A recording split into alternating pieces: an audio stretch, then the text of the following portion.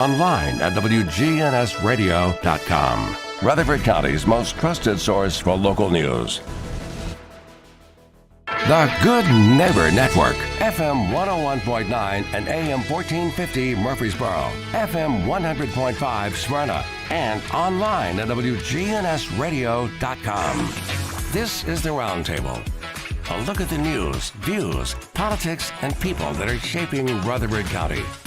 Good morning. This is Bill Krause on a beautiful Thursday morning as we are in the middle of May and getting ready for spring into the summer.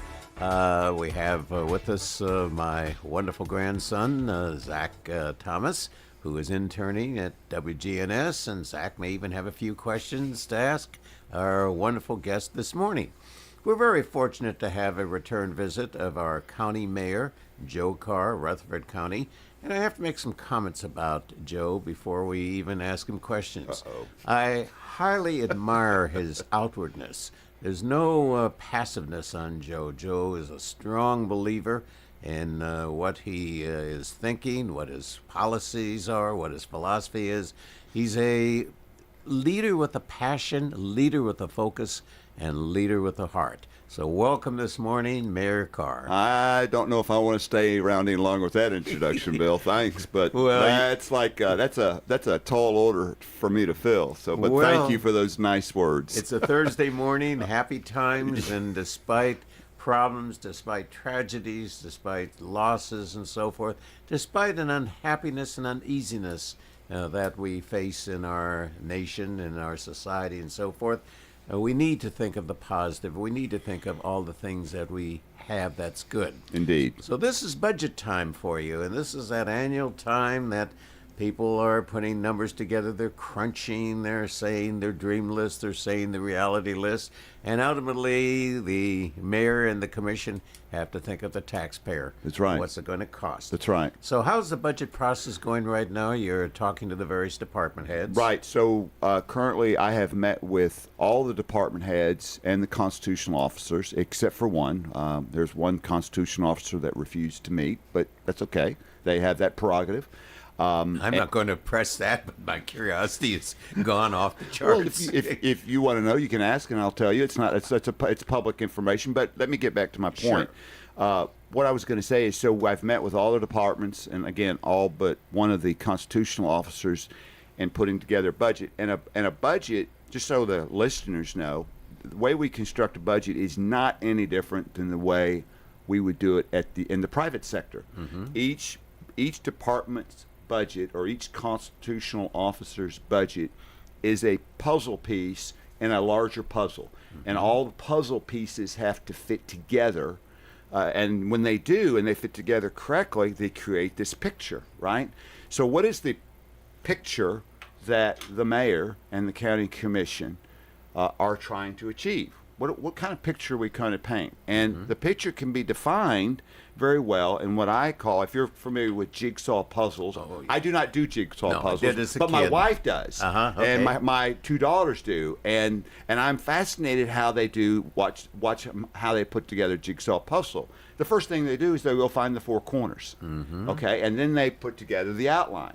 Well, that's exactly how we put together a budget. So the question then is, Bill, what are the four corners to our budget, or this puzzle that we're trying to put together? And the four corners are these, in order. First and most importantly, it's got to be a balanced budget. Correct.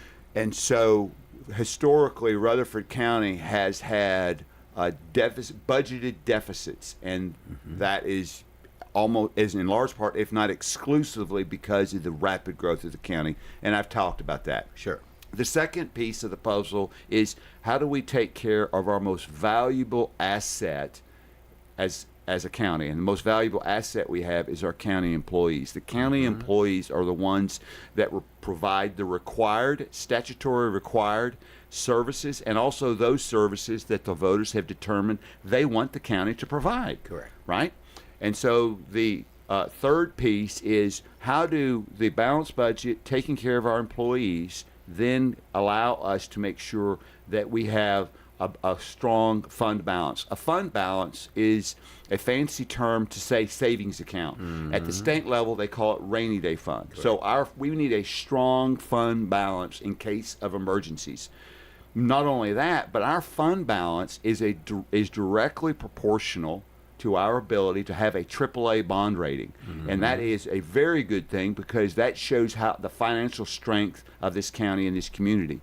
And show you how important it is, Rutherford County is one of only 3 counties out of all 95 counties in the state that has a AAA bond rating. That's fantastic. That is phenomenal. It's great.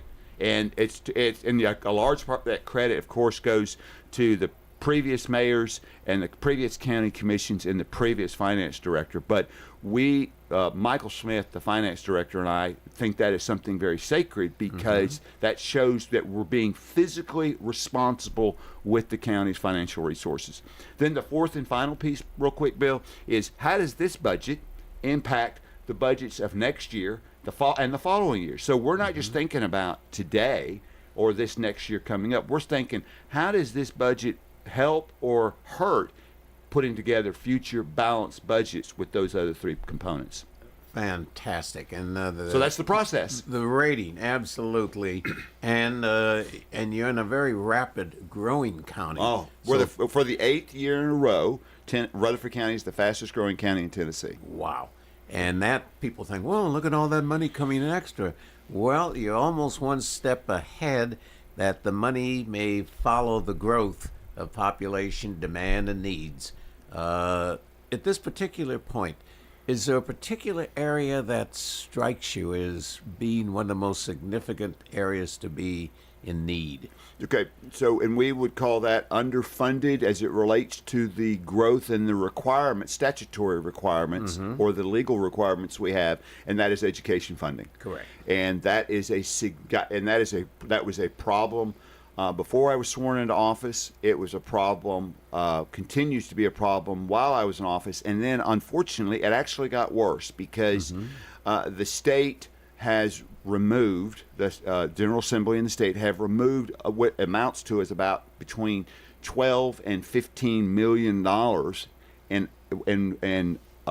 for educating our kids and building schools that we had previously. So we as a county have to figure out how we're going to make that up in the coming years. I think in talking with our wonderful county school superintendent, the problem with 6,000 homes being planned out by Laverne and the area of funding schools, middle, elementary, high schools, and so forth, their bonding capacity was reaching limits. No, we're beyond the limits. Oh. We are putting portables out there, and for each portable that takes care of about 25 students, it's a cost to the taxpayer of about $180,000 per portable, and it's a temporary solution.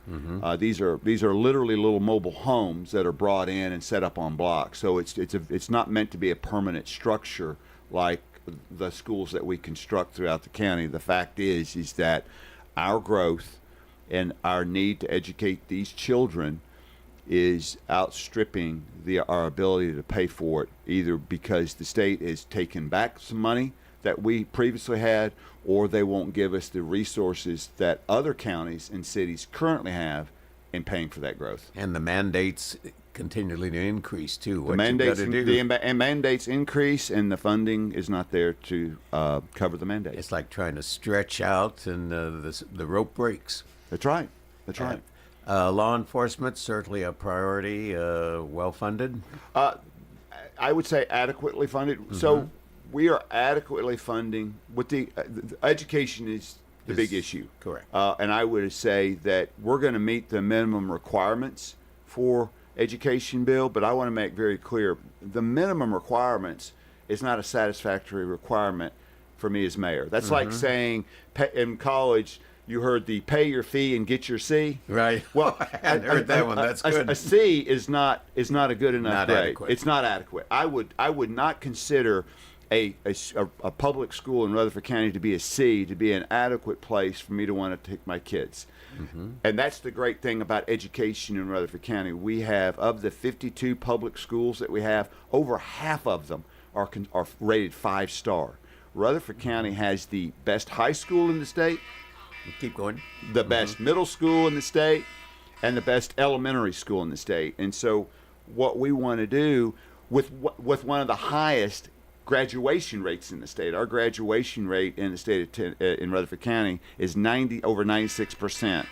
And so what we're trying to do is we're trying to make sure that we not only maintain those high standards, but that we make them better. And it's very difficult without the appropriate funding. And right now, the General Assembly has determined that the only funding we have available to us is to raise property taxes. Wow. And that's just, to me, that's wrong. And on the other hand, though, even before raising property tax, the value of property has significantly grown in this area. Yeah, it has. And consequently, even if you don't raise property tax, the property tax is raised by the assessments.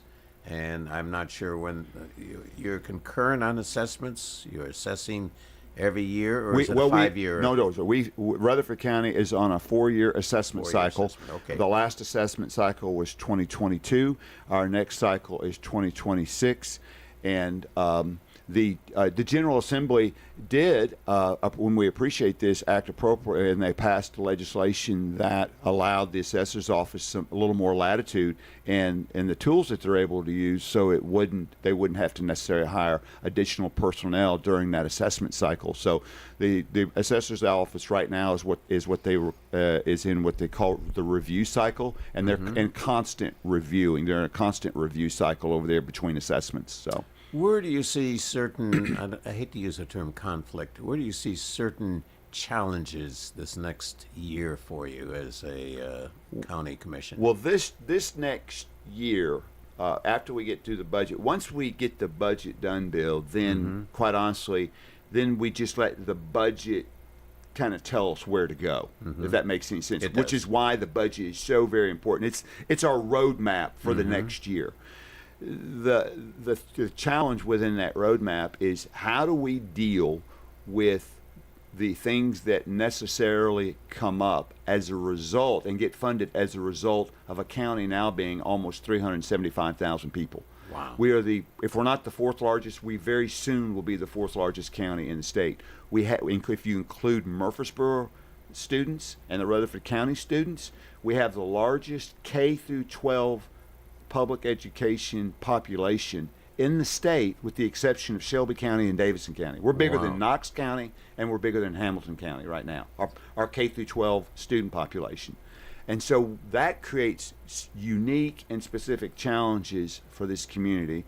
But as you said at the very beginning of the show, and I completely agree, with all the turmoil and anxiety that is across our nation as a result of so much divisiveness, this is an absolutely fantastic and a phenomenal place to live. So I don't want to paint a picture of doom and gloom. We have our challenges, but the people here love this community, and I am excited for the opportunity to help be a part of leading this community forward. Well, we've always had issues and we've always had problems. You know, as you get older and you still have your memory, you can remember years in the past, and you remember conflict, you remember divisiveness. So what we're going through is part of democracy. I think so. It seems a little nastier now than, especially at the national level. And you see what's going on in the General Assembly in Nashville. And it's unfortunate and it's unnecessary, because you said something at the beginning of the show in describing me when you were talking about it. I'm a person of passion and dedication and those kind of things, and I am. And if I need to apologize for being overly intense sometimes, I will, and I should, because I know what I believe, Bill. I know why I believe it, and I believe generally I can articulate that pretty well. And it's because I think about things and I study things, and I'm not interested in being right, Bill, as much as I am in getting it right, if that makes any sense. Oh, it does. And getting it right means you surround yourself with people who have a different perspective. If you do that, Bill, they are going to disagree with you. Exactly. And you shouldn't feel threatened by people disagreeing with you. And so, long as it's not personal. Oh, absolutely. Sure. It's about, but I need to hear their perspective because I don't have all the solutions or the answers. Nobody does. But I have some ideas, and if my ideas are any good, Bill, my ideas are worth the scrutiny that you can bring that takes a good idea and makes it a great idea. Got to ask you this question, though. For how many years were you in the legislature? Just 6, thank the 6. Lord. I'm not going to press that. Well, no. Well, I'm a strong believer in term limits. Okay. So I am I know we don't have them, but I believe in the self-imposed term limits. But I've got to ask you this. You went from being part of a large group of people in the General Assembly. Yes, sir. And now you're the leader of a rapidly fast-growing county. What's there are many differences, of course, but what are the differences that stand out between being a legislator and being in governance? Being a legislator was entirely different because I was one of 99, and the politics of the herd mentality up there is a very, very strong force. There's that force, and I respect it. I don't particularly like it sometimes. I think it's an obstacle to good governance, but it's a very strong force. Down in here, as the county mayor, there aren't those same pitfalls with the herd mentality because not everybody's going to run over the cliff. If I've got a good idea, people will say, here's how to make it better. If I've got a bad idea, people are going to say, that's a really bad idea. As an example, I have a phenomenal working relationship with Mayor McFarland of Murfreesboro, Mayor Reed of Smyrna, Mayor Cole of Laverne, and Mayor Lehman in Eagleville.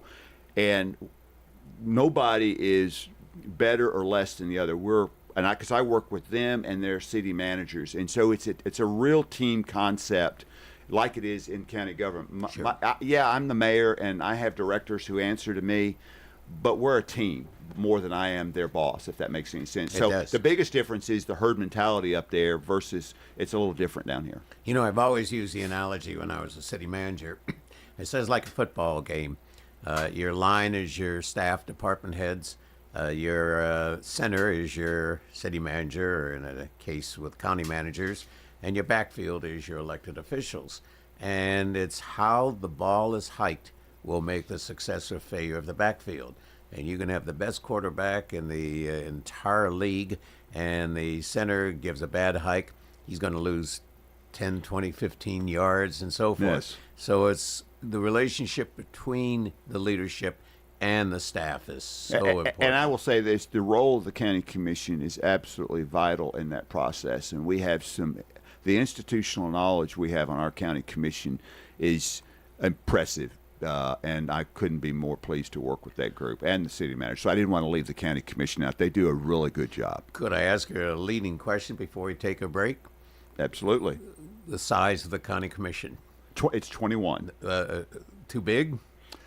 Well, some would argue that, and I think there's a persuasive argument for that. And I also believe that one of the things that I want to take a look at in coming years is, not that I'm for or against this yet, but I think we need to look at the status of a county commission as it relates to a part-time versus a full-time position. If, in my mind, I use a little bit different analogy. The county commission is like the board of directors, and I'm Correct. the CEO. Now, I don't get appointed by them. I'm elected by the voters, just like they are. But we have this working relationship between the county commission and the mayor. And as this county grows, what the county commission is obligated and required to do is going to become more and more time consuming. So I think it's something, while I'm not a proponent for a full-time county commission, I think it's something we need to look at to see if there are some efficiencies the county can gain by going in that direction, like other large counties have already done. A lot of counties have already moved in this direction, this size. We'll be right back. Got a take a break for the station, and we are having a wonderful visit with County Mayor Joe Carr, who brings a spirit and a dynamic whole direction to county government. It's a real welcome. We'll be right back.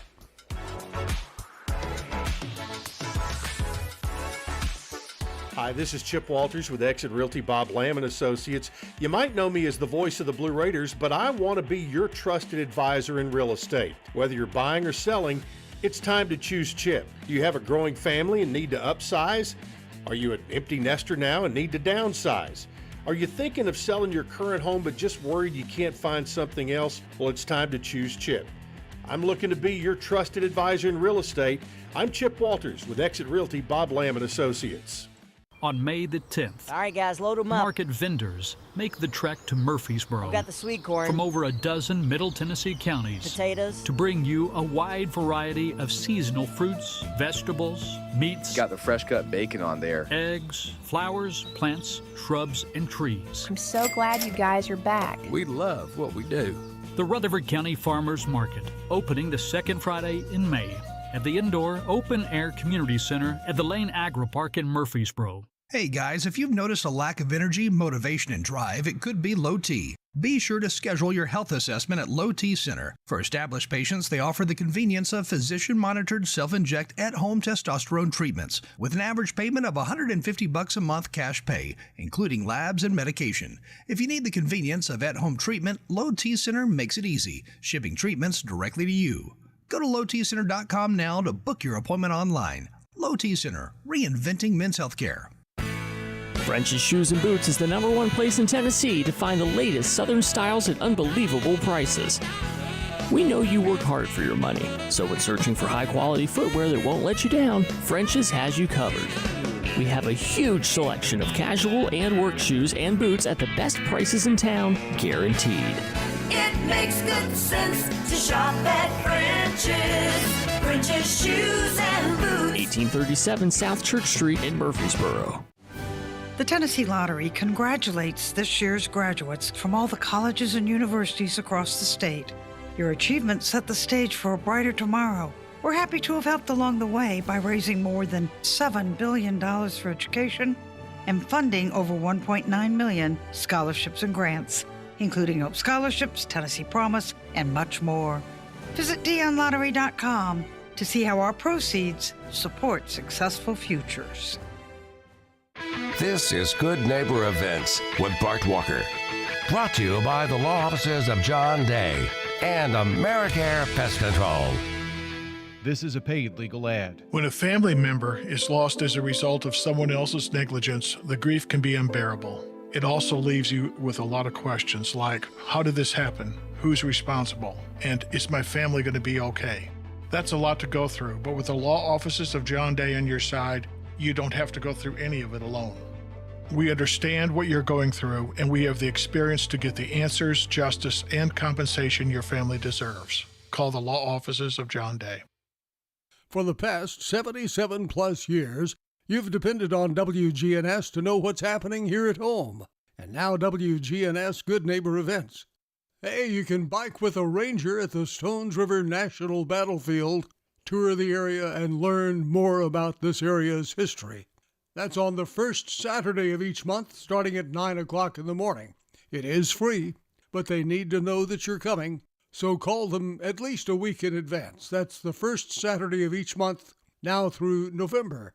The number at the Stones River National Battlefield, 615-893-9501. The 15th Annual Exchange Club's Healing Field Flags of Remembrance will be here during the Memorial Day weekend.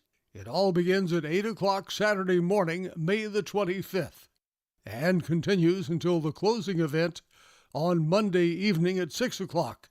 The 15th Annual Healing Field Flags of Remembrance enables you to walk through 500 large American flags, waving proudly in the field next to First United Methodist Church.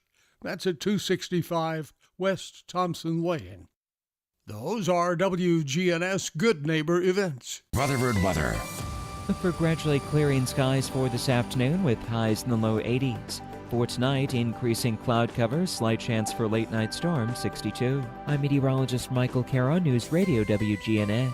Currently 65 degrees. This is the Roundtable from News Radio WGNS.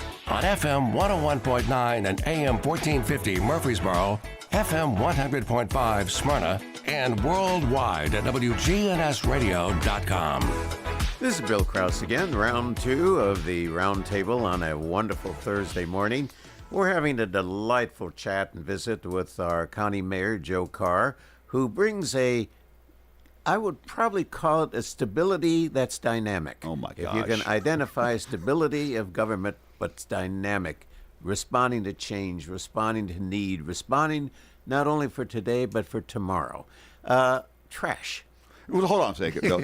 Zach, can you help me out with all these exaggerated hyperboles? I'm quite uncomfortable over here, Zach. So I'm like, my goodness, Bill, you're putting the pressure on me. There's no way I can live up to all that. Well, it's high praise. You deserve it because not everybody's going to agree with you. Of course not. I don't want them to. No. That doesn't. And on a serious note, if everybody's going to agree with me, then what good does that have to have a different perspective? We can't get better. Well, you answer this one question that I ask every elected official that I've had on the air or had previously on the air. You have a constituency, let's say, is 80% for a particular item. Yes. And philosophically, you believe opposite. Yes. And you believe against the overwhelming majority of your population. Yes. Do you vote your conscience or your constituents? That is a wonderful question that I give a considerable amount of thought to all the time. And I'm not going to dodge the question, but I want to give you an accurate answer.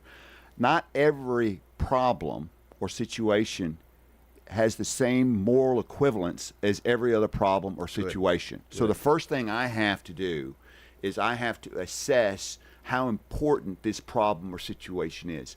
If the disagreement between myself and the constituency is something of a deep moral conviction. Example, I am a strong proponent that life begins in the womb, at conception, and that the life of an unborn child is valued. If the electorate were to say, Mayor, we want you to do something that would violate that bedrock principle that I have, then I have 3 choices. I can work to educate the electorate on my point of view and hopefully change their mind. I can violate my conscience and my principles and do what they ask me, or I can step down and resign. So I have those 3 options. I'm always going to exercise the first option first. I'm going to try to educate, inform, have an open dialogue, conversation about the issue in hopes that I can change their mind to their point of view. However, in so doing that, Bill, I also open myself up to being scrutinized, and so that my mind also can be changed. If my arguments have any value at all, they're worth scrutinizing. So that question does not cause me a lot of sleepless nights because I believe my values, just in Rutherford County, quite honestly, are pretty reflective of the values of the vast majority of people in the county. One of the things that I've always been aware of as a city manager for 25 years, and I don't know to what degree it's practiced, and I believe you are not a practitioner of it because that's why I respect you so much.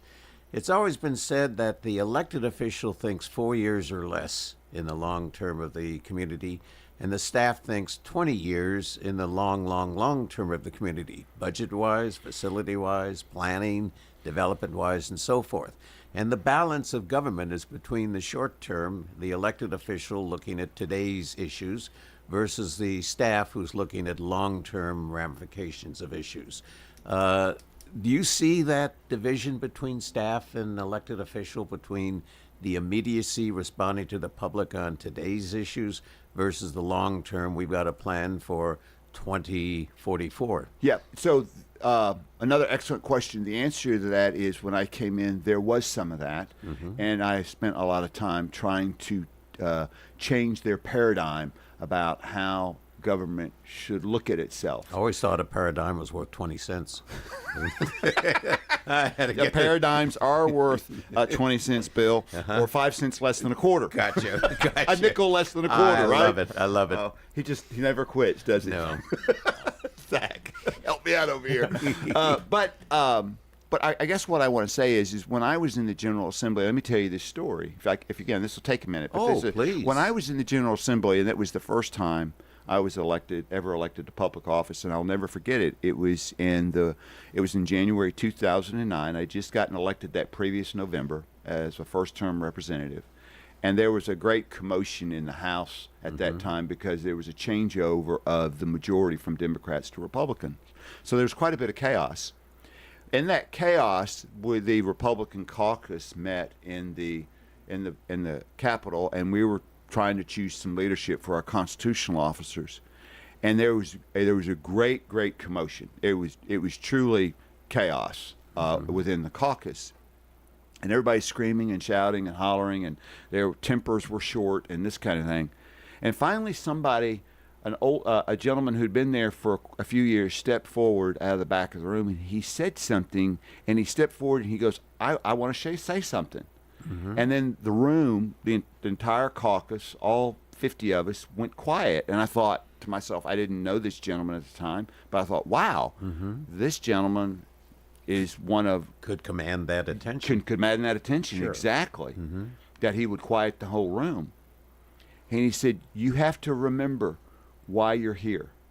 And I thought, great, we're going to get a great Reagan-esque speech. Why are we here? We're going to get a John F. Kennedy. That's not what you can do for your country, right? And he goes, never remember why you're here. He said, you're here for one reason. He said, don't ever forget, you're here to get reelected. Wow. And that and he's still there to this day. Is he really? Because he goes, the first rule of politics is always get reelected. The second rule of politics is never, ever forget the first rule. And what's and interesting, that stuck with me in a way, Bill, that it wasn't meant to, because at that point in time I realized, and I've never forgotten it, because that is not why I'm there. I'm there at the pleasure of the voters. And if any point in time the voters deem that my service is no longer required or acceptable, it is their prerogative, it is their duty to inform me that they would like to go in another direction. Even if it may be under misinformation or misunderstanding. It is what it is. So when you run for elected office, you submit yourself, Bill, to those kind of things. Now, do you try to correct and educate and inform? Absolutely. But at the end of the day, what you have decided as an elected official is I'm going to submit myself to the will of the voters, whether they accept or reject me. But in the state legislature, every 2 years, the day after you win, the next morning you're planning the strategy for 2 years later. And a lot of them did that, and I can tell you, I wasn't immune from that, but it was something that was always on my mind. And that's why I only served 6 years, because I didn't like that, getting reelected, occupying that much of my time mentally. Does that make sense? Oh, it totally does. Now, as a 4-year mayor, I get a little bit of reprieve on that, but I haven't decided if I'm going to run again. I'm going to let the voters tell me if I should run again. If the voters want me to run again, then I will absolutely seriously consider it. But if they don't want me to run again, that's fine. I will listen to them. But how do you determine who really are the voters? Is it John Q. Smith, who happens to be walking down Church Street and never pays attention to a city or county government? Or is it the people with the loudest megaphones? It's both. And I will tell you how I have, because I try to be a very accessible person. I mean, I don't walk around with a staff or an entourage. I walk in by myself, and I walk up and down the streets like everybody else, and I get approached all the time, and which I really enjoy. And that tells me people, when they approach me and ask me a question or just say hello, how are you doing, Mayor? How's your day going? And they say, hey, can I tell you about a situation I have at a convenience center? Or can I talk to you about how great and wonderful our new public safety buildings are? Or how's our transfer station coming along, Mayor? And thank you for addressing the trash problem we got on Walter Hill. And, man, I hear you're wanting to put a forensic center together because we're the largest county in the state without a forensic center. And thank you for doing this and working with Dr. Sullivan on education, all this stuff. People come up and ask me all the time. That tells me they're engaged and they're listening, and hopefully they'll tell me if they want to retain my services or not. They'll tell me, I believe. I believe that people will say, Mayor, we want to retain your services, or they'll say, Mayor, thank you for your service, but we think we want to go in a different direction. Do they look upon you, those, a sounding board, not only for the county of Rutherford or the city of Murfreesboro, but the state of Tennessee and the United States government? Are you reflective of every elected public official all the way up to the President of the United States? Am I reflective of every elected official? So if they don't like Joe Biden, do they like Joe Carr? You share the same first name. Yeah. Well, yeah. And I do have my Joe Biden moments. I'll be honest to tell you. And what are they? Well, I forget things and I fall down sometimes. Okay. Literally and figuratively. Yes. Sometimes I have a Joe Biden moment. But I take it in stride, and I look at it as humorous, because none of us are perfect. Absolutely. And quite honestly, I'm not afraid, Bill, of my imperfections. My imperfections don't define me, but in some sense they describe me. But you do something that 99% of elected officials do not do. When you believe you've made an error or mistake, you apologize. You say, I'm sorry. Yes. And that is such a strong point. You don't hear that. Well, and that is something I take very seriously, and I'm constantly looking to improve in that regard, because I learned a long time ago that the quicker you recognize that you have made a mistake, or you've done something you shouldn't have, or if you said something you shouldn't, as soon as you understand that, as quickly as you can to apologize, the better off you will be. And I will tell you something. I believe this.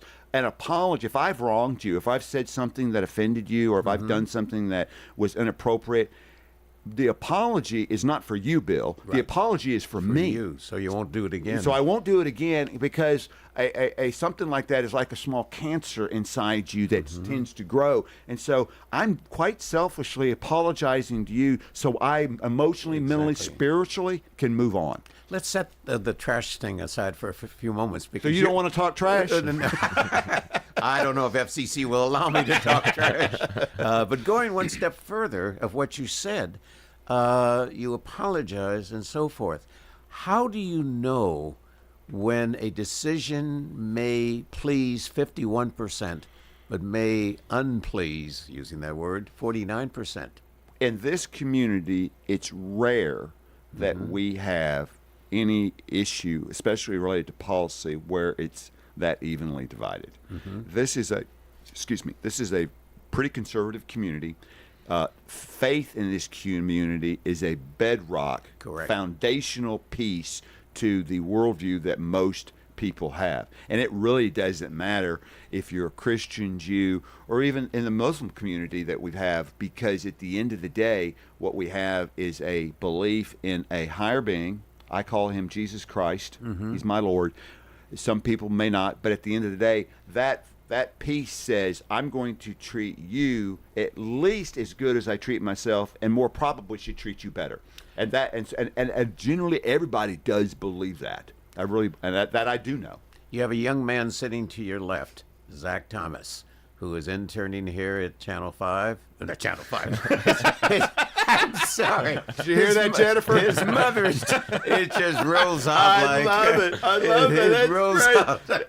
This is not WTVF Channel 5. This is WGNS, your good neighbor station. I apologize, Bart. I apologize, Scott. I apologize, That's Brian. Awesome, Bill. And Jennifer, you can rub that in. Sorry about that. Wonderful. So what do you tell a young man like Zach, who his major at Auburn University is in communications, sports communications, why a young man should get involved in politics in 2024? So I would tell Zach and anybody, if I could tell, and I tell my 24-year-old son this, and my daughters, who are 40 and 38, I tell them this all the time, and I tell myself this all the time.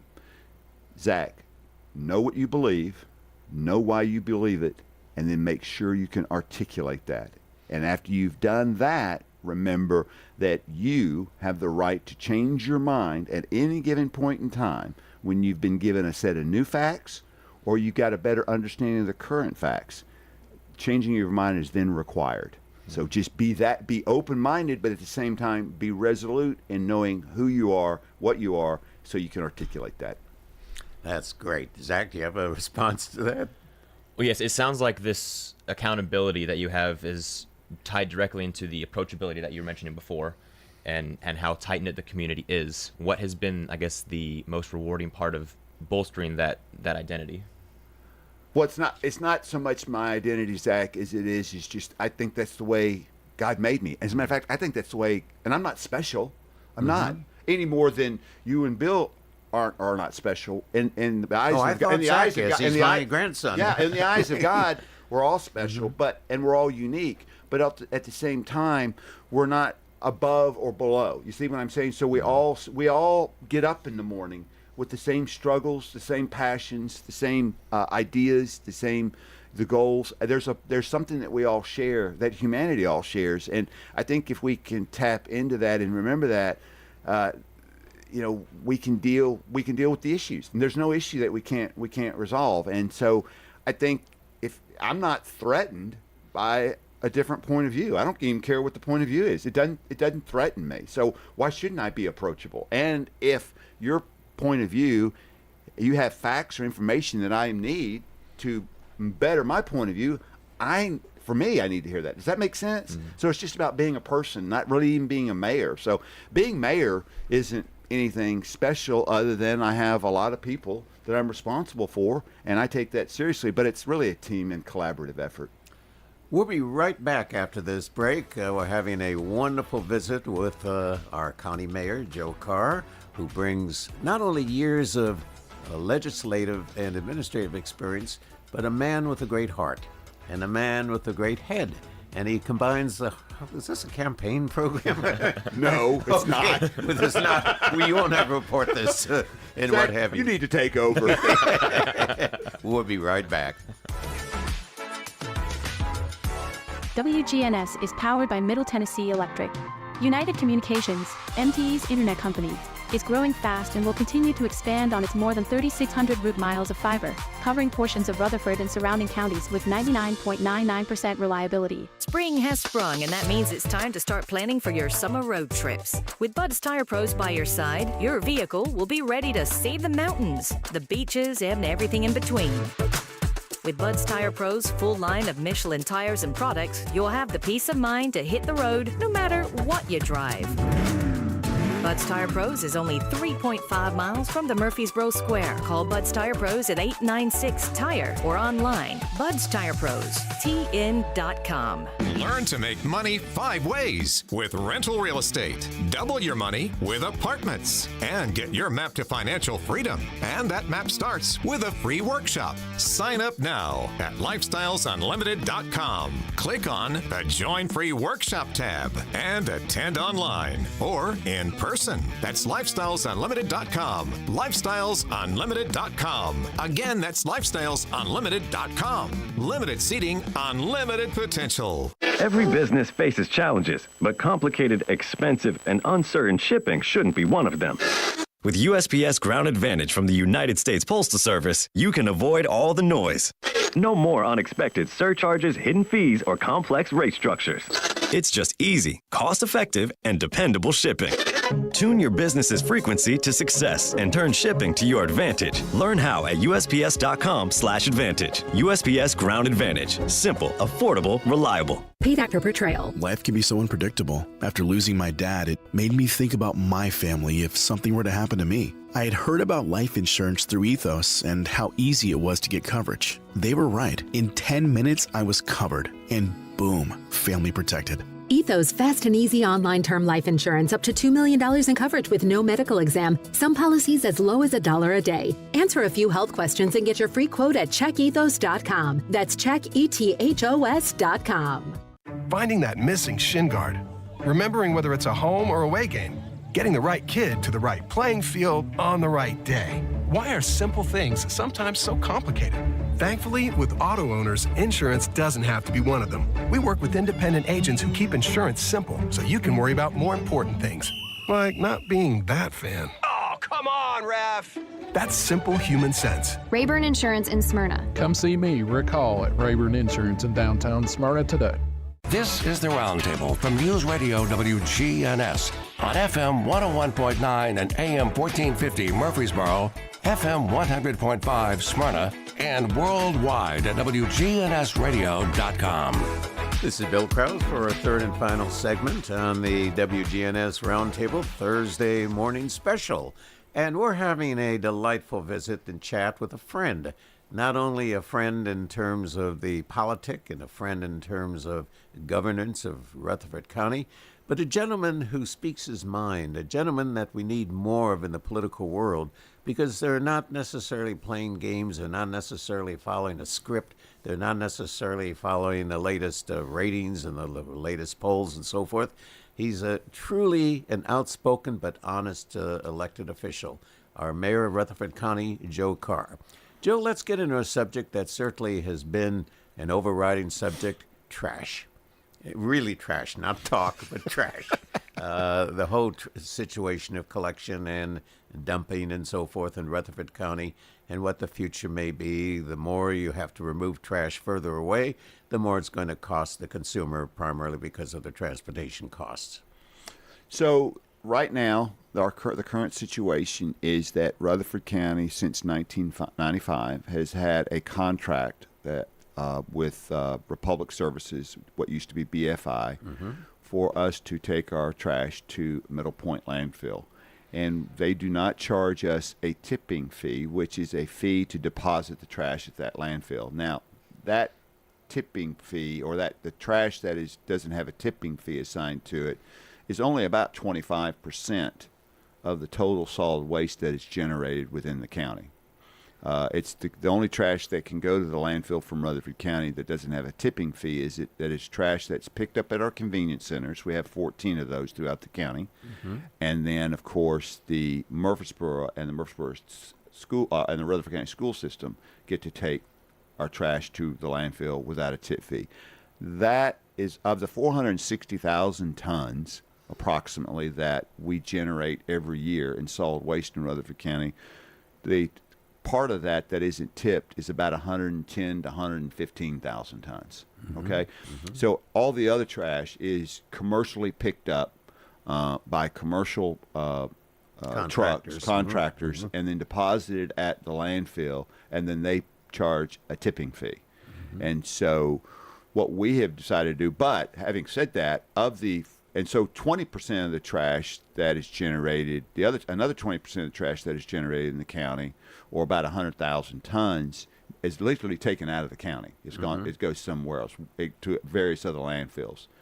So of the 1 million tons that is deposited at the landfill every year, 1 million tons, 70% of that, or about 700,000 tons, comes from outside the county. That's the problem. Yes. The problem isn't Rutherford County generated waste, although that's a situation we need to address. That is not the most acute problem. The most acute problem that causes the smell, the litter, the problem with the highways, the traffic, is these large tractor-trailer rigs that are coming to Rutherford County from Davidson County, carrying Davidson County trash.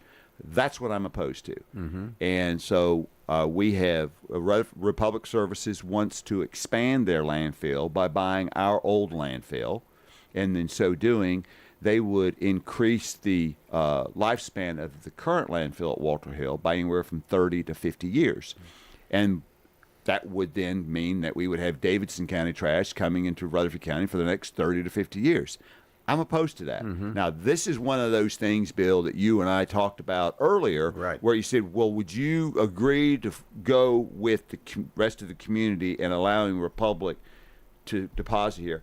The answer is not without me at making sure that the constituents understood the long-term liability in both health and appropriateness to the county by continuing to have a relationship with Republic that where they demand to bring Davidson County trash into our community. I'm opposed to that. Adamantly opposed to that. Our solution is solid waste independence, and it begins with our own transfer station, which is now under construction. Great. That answers it. I mean, I never thought we'd be trash talking this morning, but what the heck, here we are. What other three major challenges do you see in Rutherford County today from your vantage point? The three major challenges are growth. What kind of growth do we want? And third and finally, most importantly, how are we going to get growth to assist the property taxpayer in paying for itself? We still are way behind the curve compared to other counties and other cities that have the authority, unlike Rutherford County Commission, to seek alternative methods for growth paying for itself. Now, the General Assembly did pass a bill that raised the school facilities tax on residential construction from $1 to $1.50, and they imposed $1.50 per square foot on commercial buildings up to 150,000 square feet. In about 2 years, that will generate an additional $5 million in revenue for the county.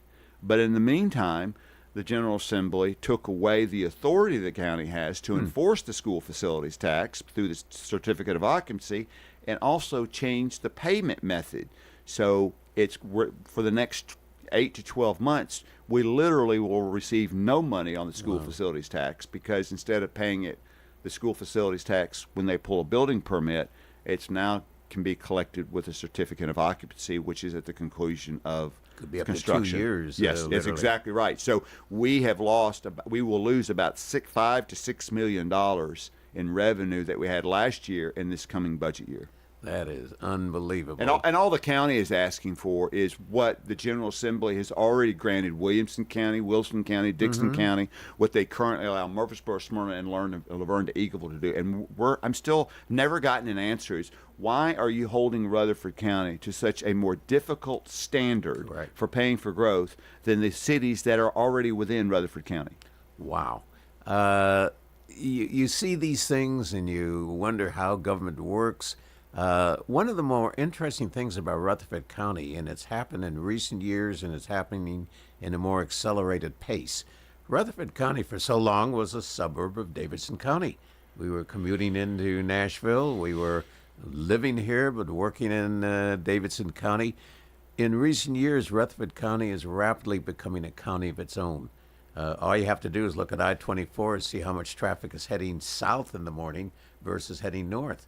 And you've become a county of itself. Is this where you see us going? Oh, absolutely. We're already there. We have our county and a community with its own identity, and it has been for a long time. And the temptation is to allow ourselves to be absorbed in a regional view of the county that is basically nothing more than to support Davidson County and what the things that they do. Davidson County and Rutherford County are not the same community at all. No. We don't share many of the same values. We don't have many of the same ideas about what growth is. We certainly don't have a similar property tax structure.